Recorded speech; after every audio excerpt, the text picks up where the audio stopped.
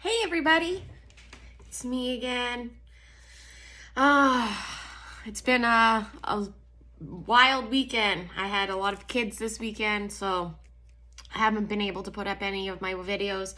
Hopefully my other videos I know they were kind of heavy videos, and they were really hard for anybody to listen to them. Plus, I'm still new at this and I'm not sure how to go about doing these videos perfectly yet. So I'm still working on it, still getting used to it, but I'll get there, and hopefully you guys follow along with me and help me get through them and like and share these videos and comment and all of that fun stuff.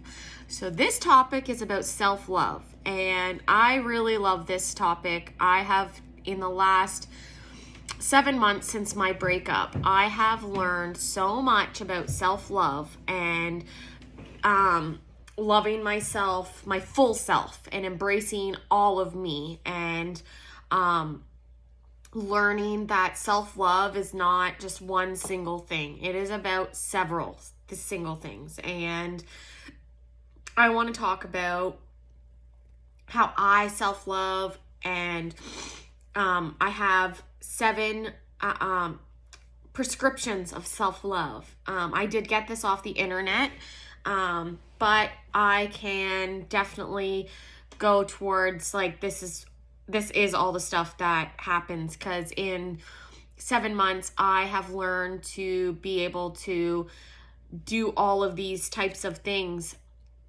to love myself and to embrace myself and to appreciate all of myself. So I'm kind of going to go through this by reading it and then, going with my words off my own words. So self-love is a state of appreciation for oneself that grows from actions that support our physical, psychological, and spiritual growth. 100%. Self-love is a dynamic. It grows through actions that mature us. When we act in ways that expand self-love in us, we begin to accept much better of our weakness as well as our strengths. And we have less need to explain away our shortcomings, have compassion for ourselves as human beings, struggling to find personal meaning and are more centered in our life purposes and values, and expect living fulfillment through our own efforts. And this is true because through our weaknesses and our strengths and all of this, we have to have self-love. We have to love everything about who we are as people, what we have done in our life, even if the things that we aren't proud of, those things made us who we are. I always talk about Embrace. I am starting a new brand of myself, and it's called Embrace, and it is fabulous. It's going to be great, and it's about embracing self-love, embracing who we are, appreciating the fullness of who we are and what we've been through and the pain that we feel and the chaos that this world is, and just loving it all and just taking it and using it to push forward, to give us meaning, and to try to get us to the place that we want to be and to be successful. Because really, those things in our life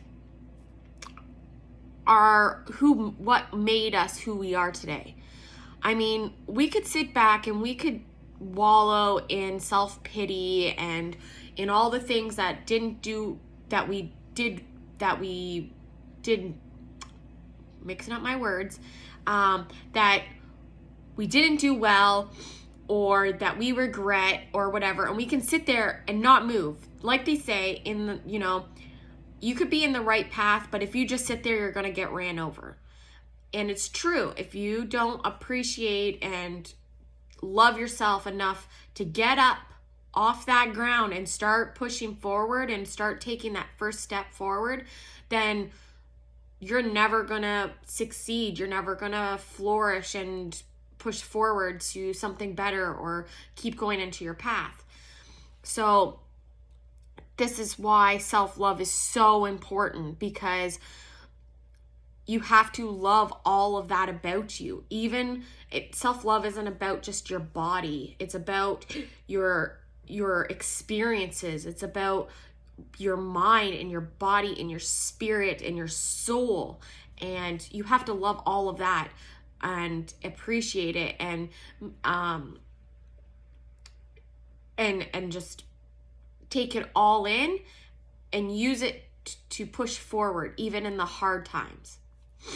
So now I'm going to go through the 7 prescriptions of love is what they have put down. The first one is become more mindful. People who are more mindful tend to know what they want and know what they feel. And they usually act on this knowledge rather than other people who don't. And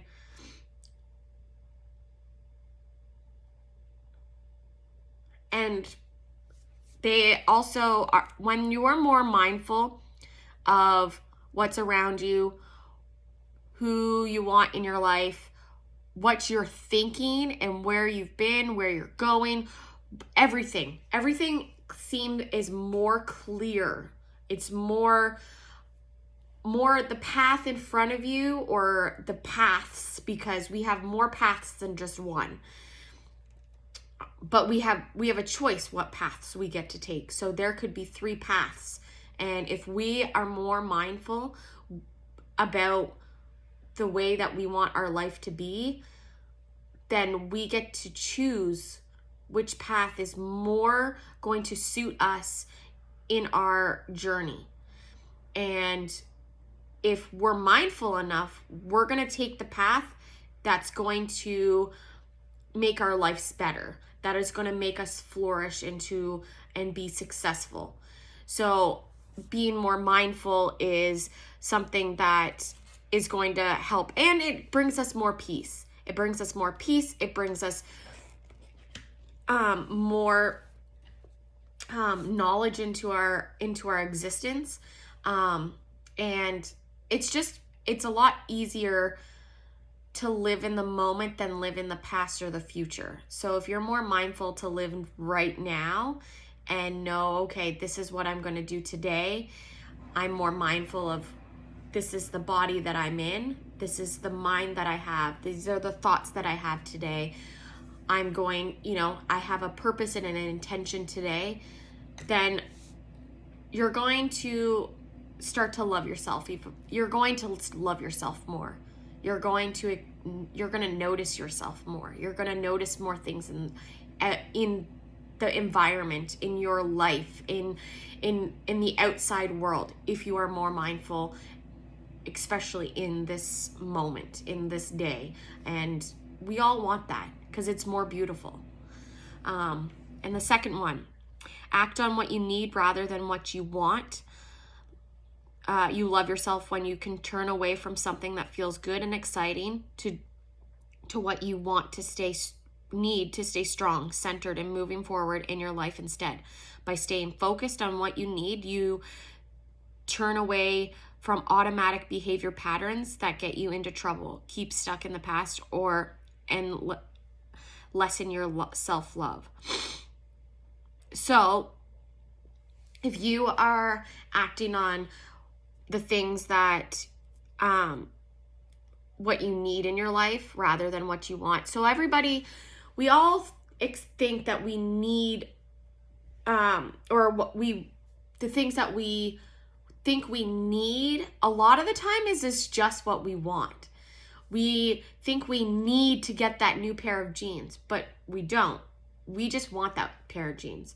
Or we think we need certain things in the environment, or we need a new house or a new car. We don't need those things. If we have those things already and they're perfectly fine, those are not needs, those are wants.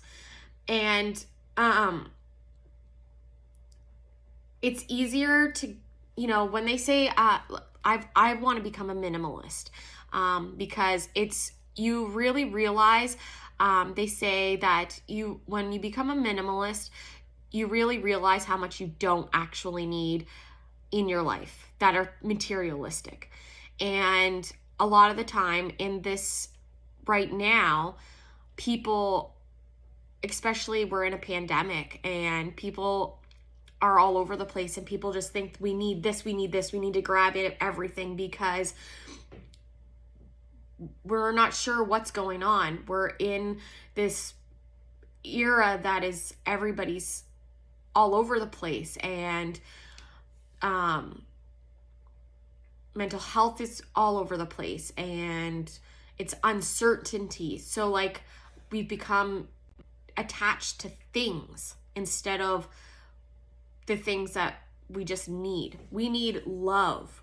We need connection. We need to have self-love and like just have self-care. Like, we need to have those human connections and friends and family and getting out in the environment and doing things. Those are the things we need. We need to have shelter. We need to have food, those certain things. But a lot of the other things we don't need, we want. But we focus on the things more of what we want, because that's where our brain goes to. But if we do less of that, then we're going to be more able to focus on ourselves and turn inwards, because we won't be so focused on all the other stuff out there, like all that materialistic stuff.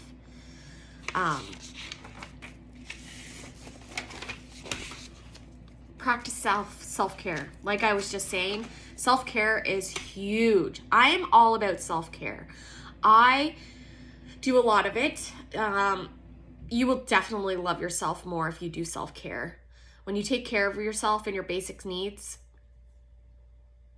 you feel a lot better. When you shower, you brush your teeth, those little things are huge.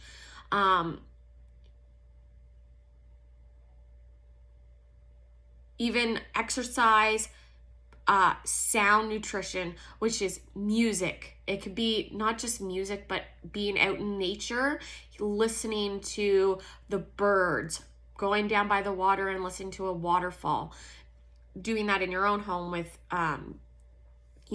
anything on Spotify. You can get all of those kind of noises in your own home nowadays. So even if you don't want to go outside or you're sick or whatever, get that daily sound nutrition or whatever. But even if you just go outside, take a walk and get all of that,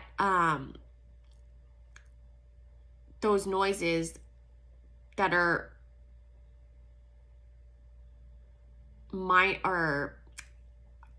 sorry about this. My brain is a little confuffled right now. But the noises that make you feel good, and hearing birds chirp, and like I just went on a walk down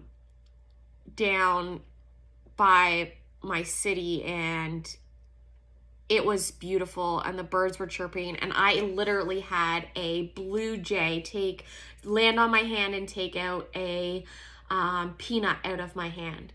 That self-care, it was absolutely beautiful to just go out in nature and have that opportunity. We went and I seen alpacas, and I got to hold a goat. Those things, that is self-care. Doing things that make you feel good for your soul. Getting the proper sleep, intimacy, and not just intimacy with a partner. This can be with yourself. That could be hugging yourself. That could be, other stuff like, making yourself feel good, because we all do that. It could be with a friend, just having a little bit of somebody giving you a nice hug, holding somebody's hand. That kind of stuff is really good for self-care. Healthy social interactions, going out with a friend, going out, even smiling at somebody, going down the street and giving somebody a nice hug or a nice wave. Can't really be hugging anybody these days in a pandemic. You can't be hugging or anything or shaking hands. But even giving a smile to somebody can make your day and their day, it could make somebody's day that is having a bad day, could make your day a better day. And like, self-care is probably the most important thing. Every single day you should wake up and think about, okay, what am I going to do today that's going to make me feel better? And that's going to, I keep getting these brain farts. Whew. But, so I'm thinking, I do self-care every day to just get myself going, and fixing your bed, having some breakfast. Self-care is definitely a part of self-love. So make sure you get in your self-care. Setting boundaries. This is number 4. You'll love yourself more when you set boundaries and limits. Say no to work, love, or activities that deplete or harm your physical, emotional, or spirituality, and express poorly of who you are. This is huge. Before, I did not know how to set boundaries. I didn't know that, I didn't know how to say no. I used to say yes to everything. But then I didn't feel good about myself. I usually held a grudge against the person who I didn't say no to because, I didn't say no, but I was mad at them because, which then you don't love yourself because you're holding all this anger and grudge inside of you. And also it's exploding onto everybody else. But it also, it hurts it does hurt you emotionally and spiritually. But my best friend, she taught me how to set boundaries, not only with myself or only with relationships, but with myself. I learned that it was okay to say, no, I'm not feeling comfortable with this. And I'm not going to do that because it doesn't fit with my values or with my life or with how I'm feeling right now. So I'm going to say no. And it really does make you feel a lot better about yourself. And it really does make you feel like you love yourself better. And it gives you respect. It's all about respect. And not only respect for yourself, but respect for the other person too. Because it's and showing them that you have respect for everybody around you, like not only yourself but those people too, because you're saying no and showing them no. And especially if you have children, it's allowing them to see that you can say no and have set those boundaries so that they know what healthy boundaries are. This is a huge one and it really is part of self-love, because if you love yourself, then you will set healthy boundaries for yourself and learn to say no and set those limits for yourself. Number 5, protect yourself. Bring the right people into your life. This is because if you don't protect yourself, I used to bring everybody and anybody into my life. I think I was insecure and didn't love myself. And so I would feel so alone that I just brought anybody and everybody into my life. I didn't think anything of it and just was like, whatever, I just need all these people in my life. I I felt more like, if I have all these people in my life, I'm going to love myself more. And all these people are going to love me. But that's not how it works. It just makes you feel more alone because most of those people don't care about you. Actually, 99.9% of those people that you brought into your life didn't actually care about you or weren't there when you needed them. And then you just feel like crap in the end anyways, and you love yourself even less. So for me, if I started to say, okay, I don't need a whole bunch of people in my life. Again, I met my best friend in college. At this time, I still struggled to set boundaries. I didn't love myself, but I met her and she set the boundaries for our friendship right away, and she protected herself. And from there, it was a really good role model for me because then I started to learn I needed to protect myself from certain people. So in college, there was certain people that I was like, oh, I don't know if I really want these people in my life because they're kind of not healthy and I kind of think that they're triggering me. So then I would slowly, like it didn't happen overnight, it took a couple of years, but I slowly started saying, okay, I don't really want these type of people in my life because I don't think that they are healthy.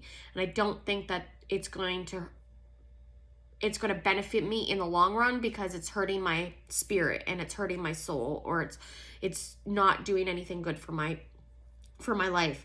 So, and the thing is that you can also get those friends that only want to ever see you when you're hurt or when you're not doing well. Those are frenemies. Get rid of them. Because they just want to see you when you're down in the dumps. They'll be like, oh, you're going through a bad time? Oh my God, I know that. And they feed on that.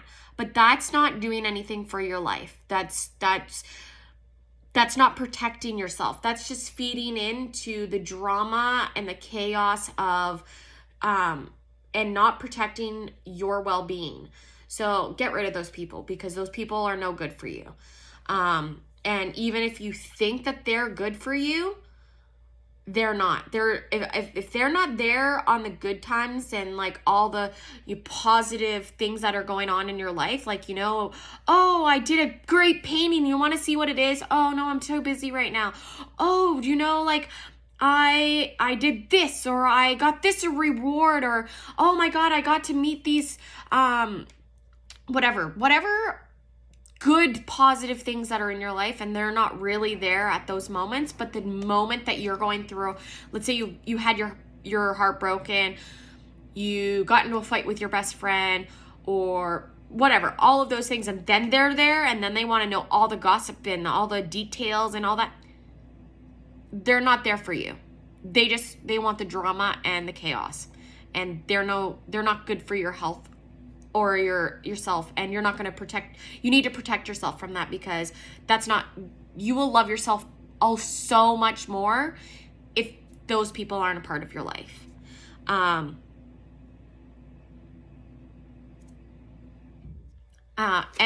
you will respect yourself more. You will respect yourself a lot more if you don't have those people in your life, and the people that are in your life that celebrate your success as much as they're there when you're down are the people who respect all of you and who are going to be there from to the very end. Those are the people that you want in your life. And I am very blessed to say that I have those people in my life, and I couldn't be any more blessed. Like, I am very happy with the people that I have, and I've learned to that has helped me learn to love myself more and not have just anybody come into my life. So the next one is forgive yourself. We are human. We humans are very hard on ourselves, and the downside about taking responsibility of our actions is that we are hard on ourselves. Something that I definitely struggle with is forgiving myself.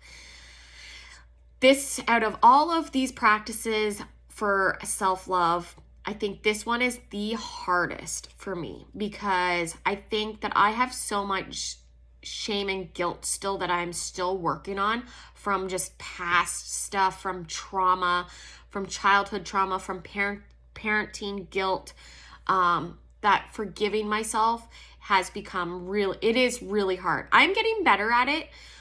But the thing is that if you don't forgive yourself, it is going to be really hard to love yourself because you can't love yourself if you're beating yourself down for the things that you've done or the things that you can't get past, or for the mistakes that you have had. But you got to think, like, if you're learning and growing from what you've done, like let's say you did something and it was a mistake, but you learn from it, then you're growing. Forgive yourself for it.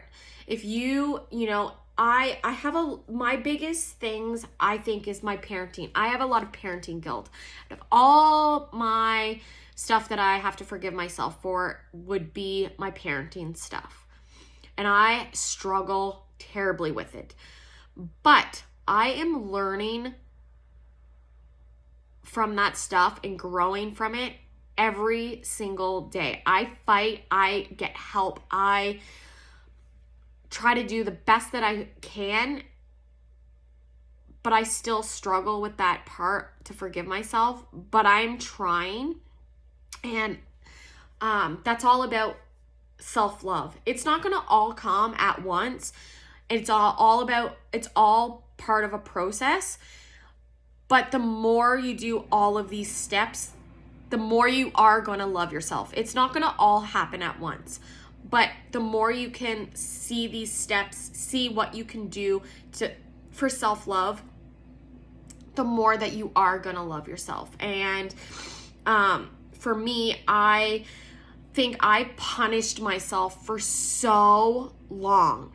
And like before self-love, I think I punished myself every single freaking day, saying that I didn't want to,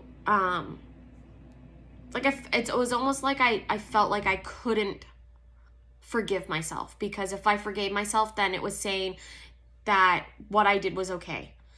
But that's not what it is, because it wasn't okay. But if I forgave myself, then I could move on from that, grow from it, and learn from it. And then from learning from it, I can change from that. I can change from it not happening again. That's what it's all about. It's a process. Forgiveness is a process. Just remember that. But forgive yourself, please, because it is so hard to move forward into your journey if you cannot forgive yourself. It's huge. And you can't truly love yourself if you can't forgive yourself. Just remember that. You cannot love yourself if you can't forgive yourself. And then live intentionally. You will accept and love yourself more, whatever it is happening in your life, when you live and with purpose and design. Your purpose doesn't have to be crystal clear. If your intention is to live a meaningful and healthy life, you will make decisions that support this intention and feel good about yourself when you succeed in this purpose. You will love yourself more if you see yourself accomplishing what you set out to do.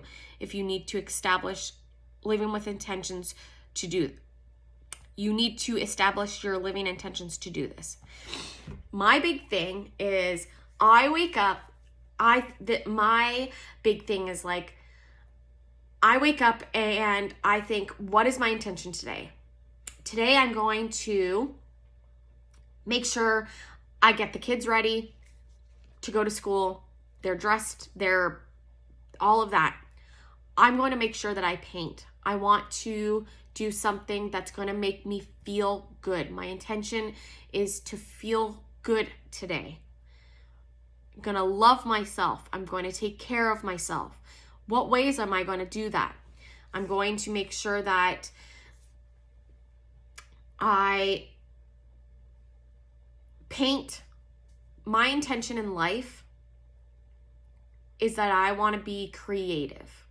I want to make something. I want to make art. I want to help somebody. I want to make a difference in the world. Whether that's a small difference, if it's a 0.01% difference, if I can help somebody with these videos, anything, that is my intention. My intention is to just do those things. So when I wake up in the morning, I'm thinking, okay, I'm going to do what I need to do for my life, get dressed, do my self-care, do my videos, do some art, and then I'm going to finish my day off. And if I'm having a bad day, I'm not having a good day, mental health day, then I will make sure that I figure out something else to do that's going to make me feel good. Talk to a friend. Again, do some art. I try to live with an intention every day. Since I've learned about intention, that's how I live. I wake up with an intention and I try to reach that goal. Even one intention, one goal, and I reach it almost every single day. No, every day I do. And I think that if you do that, you will feel so much better about yourself that you've had an intention when you woke up and you were able to reach that intention. And the more you do that, the intention of your life, you'll feel better, and you will feel so much better. I just want to say a couple more things about what I do for my self-love. These are other things that I do for instance, for my body. I stand naked in the mirror and admire myself without any judgment. I think for embracing my body, I used to hate my body. I had body dysmorphia and hated it. I didn't like myself. I think from just having other people say some mean things about it, growing up having not nice things, I realized that I needed to change that, and I needed to love all of me, every single part, every inch of myself. So I stood, when they say stand in front of the mirror and tell yourself that you're beautiful every single day, it might sound silly, even if you're saying, today I'm Holly Donovan and I am the most beautiful girl in the world. It sounds silly to do every single day, and actually it doesn't really sound that silly, but to people who don't do it, it sounds silly. That doesn't sound silly to me because I've done it, but I started doing that naked in the mirror, and I actually got rid of my body dysmorphia because I stood in the mirror. And now I would love to be a nudist because I'd rather be naked all the time, because I love my body. I love my full body, every inch of my body. And I'm still a woman. I still have insecurities, but those insecurities I think are healthy insecurities. And I still admire and I still love my body, but I really do love it. Again, I make sure that I do things that make me feel good inside, like painting, or talk about what things passionately that warm my heart. I make sure that I laugh at least a couple times a day, whether that's from a friend, whether I put on a show that is a comedy show or a stand-up comic, just so that I can get those good feeling hormones up and I can feel good, because I think that's really important. I think that you really, really should laugh and smile a few times a day, because it will make you feel so much better about yourself, and it'll make you feel like just hug yourself. Just give yourself a big hug. It makes you feel better, and it just, that self-love, just love yourself. Just love it all. I just gave myself goosebumps.